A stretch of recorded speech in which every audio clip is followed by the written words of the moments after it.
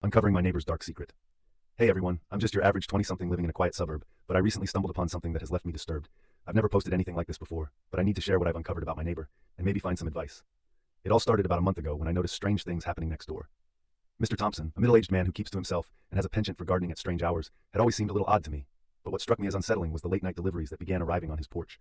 Unmarked packages at odd hours, constantly wedging his mailbox shut. I'd often catch him glancing over his shoulder, worry etched on his face.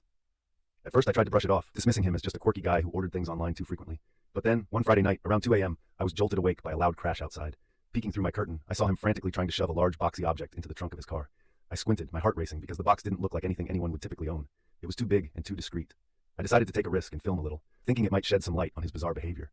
Through my phone's camera, I watched as Mr. Thompson took a moment, paused, and then pulled out a glinting object from the box. I could barely make it out, but it looked like a weapon. My stomach dropped as I realized this was no routine errand. The next morning, I tried to rationalize what I saw, but anxiety gnawed at me. I resolved to dig a little deeper, slipping outside under the guise of taking out the trash. I couldn't bring myself to confront him just yet.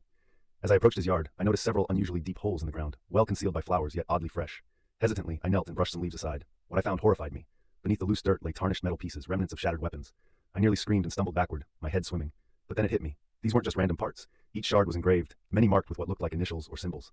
I nearly dropped my phone, my mind racing. He was buried in something criminal. This surely couldn't be innocent hobby work. This has spiraled into a disorienting mess. I'm torn between confronting him directly and alerting the authorities. But what if I'm wrong? Is there a chance he's just an avid collector? Or have I stumbled upon something sinister?